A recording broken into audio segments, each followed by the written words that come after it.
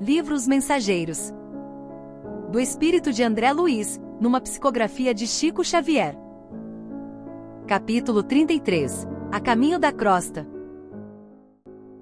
Após nos refazermos pela manhã, considerando a viagem ainda longa, despedimo-nos comovidos. Pelo menos quanto a mim, podia afirmar que me afastava com mágoa, tão belas as lições ali colhidas. Alfredo e a esposa nos abraçaram sensibilizados, desejando-nos jornada feliz e êxito no trabalho. Vários amigos da véspera estavam presentes, saudando-nos jubilosos. Tomamos o carro, agradavelmente surpreendidos. Ser-me-ia muito difícil descrever a pequena máquina, que mais se assemelhava a pequeno automóvel de asas, a deslocar-se impulsionado por fluidos elétricos acumulados. Sempre atencioso, Aniceto explicou: aceitei a cooperação do aparelho, não porque os deseja escravizados ao menor esforço, mas porque a permanência, embora ligeira, no posto de socorro constituiu o ensejo dos mais frutuosos à aquisição de conhecimentos necessários. Receberam vocês lições intensivas relativamente aos nossos irmãos perturbados e sofredores, bem como sobre os efeitos da prece. Desse modo, temos nosso expediente bastante adiantado, considerando que se encontram ambos em tarefa de observação e aprendizado acima de tudo. E depois de pequena pausa continuou: não creiam, todavia, que possamos aproveitar a máquina até a crosta. Calculo que só poderemos voar até ao meio-dia. Em seguida prosseguiremos a pé. Aniceto calou-se por instantes, sorriu noutra expressão fisionômica, e acentuou: isto, porém, acontecerá somente enquanto não hajam vocês criado asas espirituais, que possam vencer todas as resistências vibratórias. Semelhante realização pode não estar distante. Dependerá do esforço que desejarem despender no trabalho aquisitivo. Todo aquele que opere e coopere de espírito voltado para Deus, poderá aguardar sempre o melhor.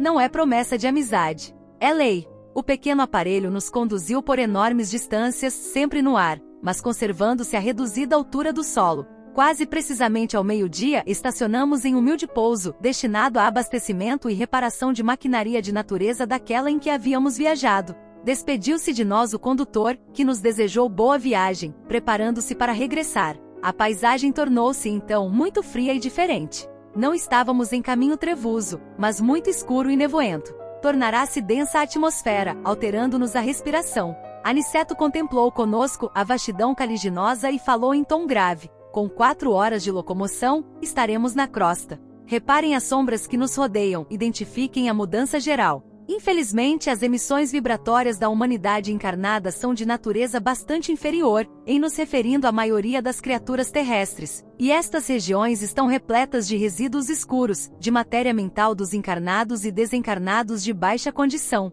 Atravessaremos grandes zonas não propriamente tenebrosas, mas muito obscuras ao nosso olhar. Daqui a 2 horas, porém, encontraremos sinais da luz solar. Nossa peregrinação, francamente, foi muito pesada e dolorosa, e somente aí avaliei de fato a enorme diferença da estrada comum, que liga a crosta a nosso lar, e aquela que agora percorríamos a pé, vencendo obstáculos de vulto. Imaginei, comovido, o sacrifício dos grandes missionários espirituais que assistem o homem, compreendendo então quão meritório lhes é o serviço e como necessitam disposições especiais e extraordinário bom ânimo para auxiliarem as criaturas encarnadas de maneira constante. Os monstros que fugiam à nossa aproximação, escondendo-se no fundo sombrio da paisagem, eram indescritíveis, obedecendo a determinações de Aniceto. Não posso ensaiar qualquer informe nesse sentido, a fim de não criar imagens mentais de ordem inferior no espírito dos que acaso venham a ler estas humildes notícias. No horário previsto por nosso orientador, começamos a vislumbrar, de novo, a luz do sol,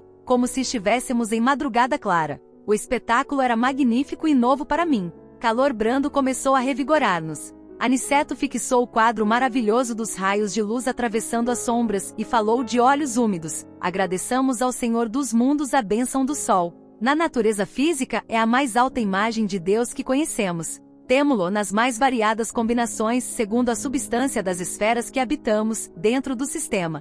Ele está em nosso lar de acordo com os elementos básicos de vida, e permanece na Terra segundo as qualidades magnéticas da crosta. É visto em Júpiter de maneira diferente. Ilumina Vênus com outra modalidade de luz. Aparece em Saturno noutra roupagem brilhante. Entretanto, é sempre o mesmo, sempre a radiosa sede de nossas energias vitais. Avançamos comovidos e daí a algum tempo surgiu-nos o astro sublime, na posição que antecede o crepúsculo.